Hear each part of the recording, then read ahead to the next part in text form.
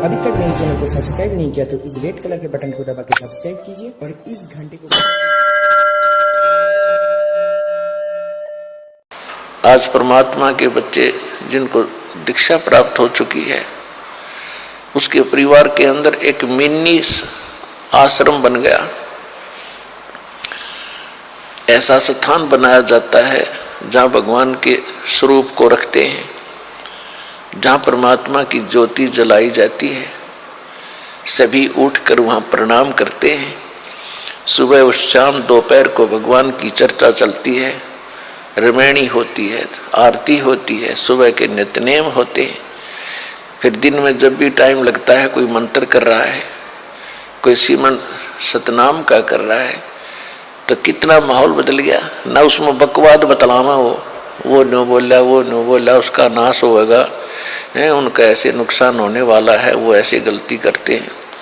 तो इस तरह की बकवादें बतला के उस परिवार, उस घर के अंदर हम ये कुविचार छोड़ देते थे।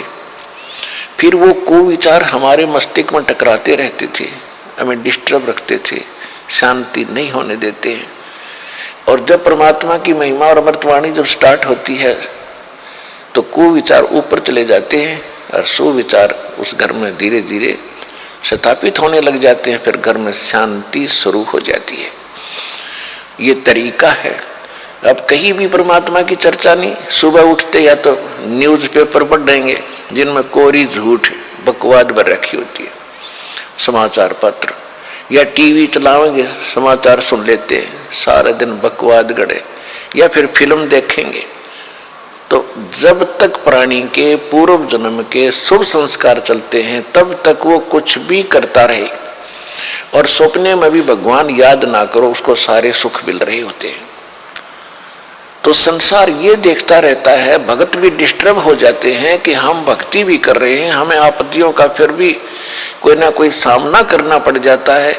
और दूसरा व्यक्ति सारा दिन बकवाद करते हैं, शराब पीते हैं, ताश खेलते हैं, राजनीति में बड़े रहते हैं, और कोई भी बुरे काम की कोई टाल नहीं उनके, और वो फिर भी सुखी है।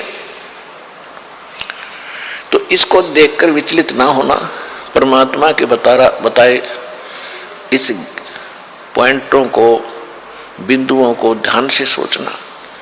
कहते वो पिछले जन्म के पुण्यकर्मी प्राणी हैं, और जब तक उनके पुण्य चलेंगे, वो कितने को वध करो, उनको कोई हानि होने वाली नहीं है। और जब उनके पुण्य समाप्त होंगे, फिर पाप कर्मों का दौर शुरू होगा। फिर देखना उनके घर में के कहर टूटेंगे।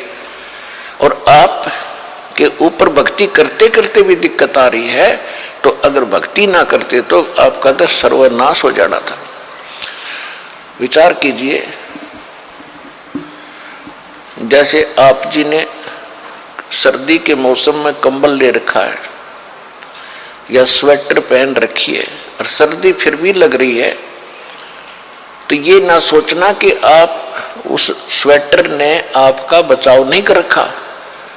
अब जैसे यहाँ भक्त कई कहते हैं जी हमने पाठ भी करवा लिया, जोत भी बोल दी, चौथी हाजरी भी लग गई, अभी तक हमें कोई विशेष लाभ नहीं हो पा रहा।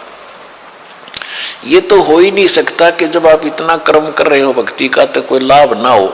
ये तो आपकी अनजान सोच है, बालक बुद्धि है। अब जैसे सर्दी का मौसम है, किसी ने स्वेटर पहन ली और फिर भी उसको सर्दी लग रही है, तो ये ना सोचना कि स्वेटर ने अपना काम ना कर रखा। स्वेटर अपना काम कर रही है, लेकिन सर्दी अधिक है तो उसके लिए जर्सी और पहन ले ऊपर के, और उसके बाद भी सर्दी महसूस हो रही है तो कंबल ओढ़ ले। यानी ये नहीं है कि ये कहना कि मैंने जर्सी भी पहन ली फिर भी सर्दी का लग रही हाथ पैरों को। तो ये तो अनजान व्यक्ति कहेगा जिसने इस प्रोसेस का पता नहीं, भगवान के मार्ग का ज्ञान नहीं। तो जो आप पुण्य कर रहे हो और विधिवत कर रहे हो, पूरा यानी पूरी विधि यहाँ पर प्राप्त है। गुरु जी के बिना दान करना व्यर्थ है।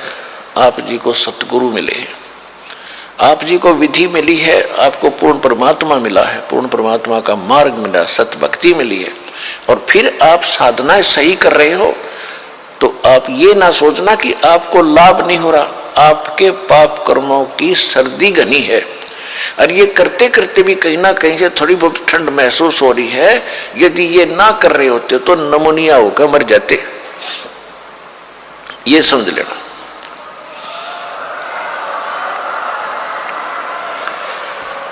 तो इस तरह आप जी ने अपने इस भक्ति सफर को डिस्टर्ब नहीं होने देना, जो मार्ग बता दिया इस पर चलते रहना, घर पहुंच जाओगे, सारे सुख होंगे, यानी अपने सतलोक चले जाओगे और यहां भी राहत बहुत मिलेगी।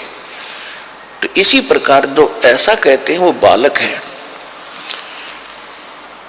और फिर ये सोचे कि हम भक्ति भी कर रहे हैं, दूसरा कुछ भी नहीं करता, उसके ठाठ हो रहे हैं, तो वो भी आप इस ज्ञान से सोचना कि जब बैटरी किसी ने चार्ज कर रखी है इन्वर्टर की, और आगे चार्ज है नहीं, उनके पास लाइट का कनेक्शन नहीं है, और उनकी बैटरी फिर भी उनके पंखे चल रहे हैं, बल्ब भी जग रहे हैं,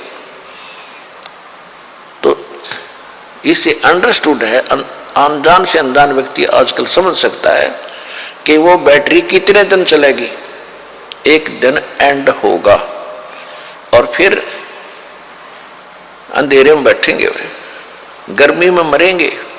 इसी प्रकार जब तक पुण्य कर्मों की बैटरी चार्ज है पूर्व जन्म की, तब तक वो आपको सुखी दिखाई देते हैं, चाहे कितने खोटे खोदो, और आप अच्छे भी कर रहे हो और फिर भी महसूस करते हो हम दुखी। आप दुखी नहीं हो, आपके ऊपर तो ना जाने के कहर टूटना था, भगवान ने आपकी रक्षा कर रखी है।